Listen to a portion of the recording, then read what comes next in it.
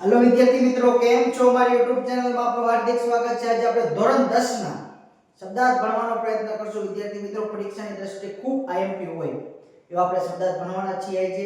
તો જોડાઈ જાઓ મારી YouTube ચેનલમાં। શરૂઆત કરીએ શબ્દાર્થ।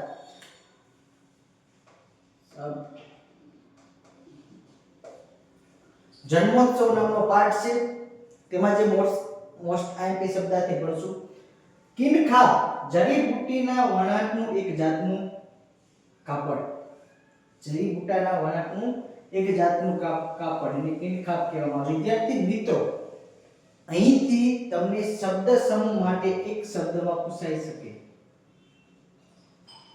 કે જડીબુટ્ટાના વણાટનું એક જાતનું કાપડને શું કહેવામાં આવે છે? તો કિનખાબ। યાદ રાખજો। તરકીબ એટલે કે યુક્તિ। તરકીબ એટલે કે યુક્તિ। આશ્રય એટલે કે આશરો। આશરો આશ્રય। કળસવું એટલે કે દુઃખને લીધે હુંકાર કરવા। દુઃખને લીધે હુંકાર કરવા એટલે કે કળસવું। વિદ્યાર્થી મિત્રો, શબ્દ સમૂહ માટે પૂછાઈ જાય કે દુઃખને લીધે હુંકારા કરવા, તેનું શું કહેવામાં આવે? કળસવું। દુઃખને લીધે હુંકારા કરવા એટલે કે કળસવું। વિદ્યાર્થી મિત્રો, યાદ રાખજો।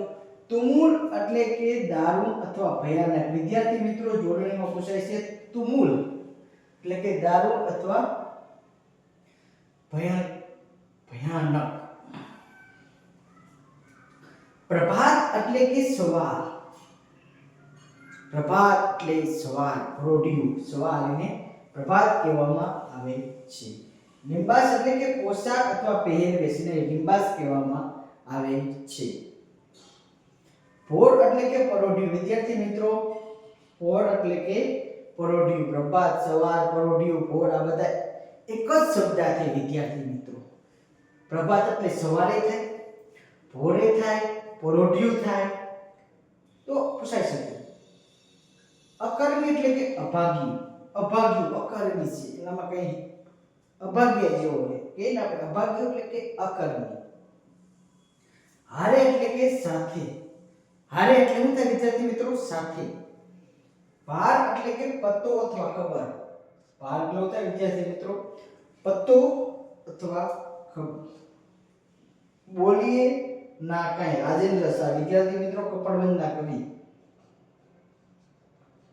ધ્વનિ નો કાવ્ય સંગ્રહ। વિદ્યાર્થી મિત્રો, આ ધ્વનિ કાવ્ય સંગ્રહ માટે તેમને કયો એવોર્ડ થી નવાજવામાં આવ્યા હતા? વિદ્યાર્થી મિત્રો, ખાસ કરીને કઈ વર્ષમાં મળ્યો હતો અને કયા એવોર્ડ થી નવાજવામાં આવ્યા હતા ધ્વનિ કાવ્ય સંગ્રહ માટે, તે તમારે મને કોમેન્ટ બોક્સમાં જવાબ દેવાનો છે। વિદ્યાર્થી મિત્રો, જે મારા લેક્ચર જોવો છે તેને ચોક્કસપણે આનો જવાબ મને કોમેન્ટ બોક્સમાં આપવાનો રહેશે।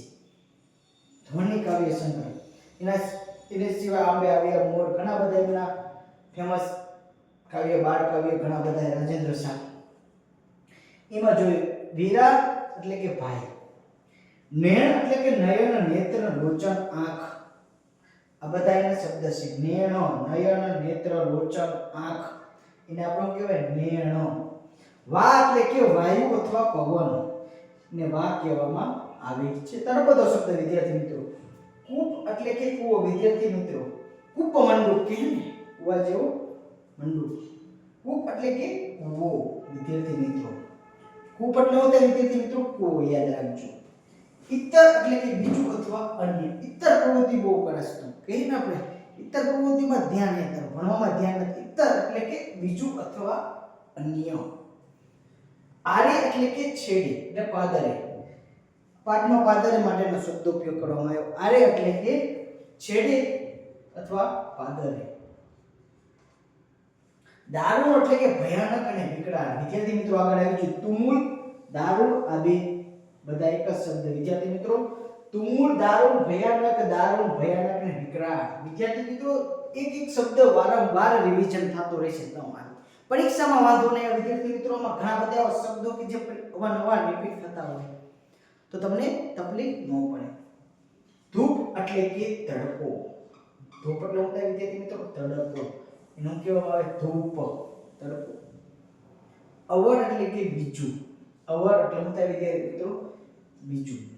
ગતિભંગ મોહનલાલ પટેલ કેના વતનના? ઉત્તર ગુજરાતના પાટણના વતની મોહનલાલ પટેલ ગતિભંગ નામનો પાઠ સીમા જોઈ. અણસાર વિદ્યાર્થી મિત્રો ઈશારો અથવા સંકેત મોસ્ટ આઈપી વિદ્યાર્થી મિત્રો પરીક્ષામાં પૂછાઈ ગયેલો છે. વન સેવા પસંદગી મંડળ એકાદી એક્ઝામમાં પૂછાઈ ગયેલો. અણસાર એટલે કે ઈશારો અને સંકેત, એને શું કહેવામાં આવે? અણસાર. વેગ એટલે કે ગતિ અને ઝડપ, એને શું કહેવામાં આવે વિદ્યાર્થી મિત્રો? વેગ. દશા એટલે કે સ્થિતિ અને હાલત, એને દશા કહેવામાં આવે છે. દશા કેવી દશા તારી? સ્થિતિ, હાલત, એનો કહેવામાં આવે દશા. સાવધ એટલે કે હોશિયાર અને ખબરદાર વિદ્યાર્થી મિત્રો મોસ્ટ આઈએમપી. સાવધ એટલે કે હોશિયાર અને ખબરદાર, એને કહેવામાં આવે વિદ્યાર્થી મિત્રો? સાવધ. યાદ રાખજો, મોસ્ટ આઈએમપી. સ્મૃતિ એટલે કે સંસ્મરણો અથવા યાદગીરી, એને શું કહેવાય? સ્મૃતિ. સ્મૃતિ કહેવામાં આવે વિદ્યાર્થી મિત્રો, યાદ રાખજો, ગાંધીજીની સ્મૃતિ. આપણે નામ આપ્યું છે યાદગીરી. હેન્ડો એટલે કે ચાલો. હેન્ડો આ એક તળપદો શબ્દ વિદ્યાર્થી મિત્રો, એકાદા વિસ્તારમાં આ શબ્દ બોલાય છે. હેન્ડો ચાલો, હેન્ડો એટલે કે ચાલો. ઈ તમારે મને કોમેન્ટ બોક્સમાં આપવાનો આન્સર કે હેન્ડો એટલે શું થાય. કારણ કે આ કવિ બાજુના જ છે વિદ્યાર્થી મિત્રો, તો તમારો એનો જવાબ મને કોમેન્ટ બોક્સમાં આપવાનો રહેશે કે હેન્ડો કયા વિસ્તારમાં બોલાતો શબ્દ છે.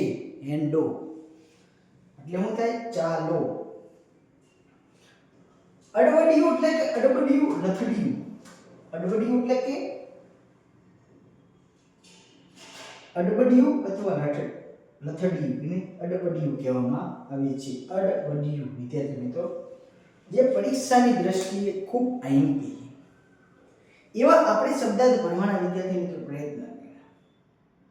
કારણ કે સીસીની પરીક્ષાઓ નજીક આવી રહી, ટૂંક સમયમાં એની જાહેરાત પણ થઈ જાય છે પરીક્ષાની.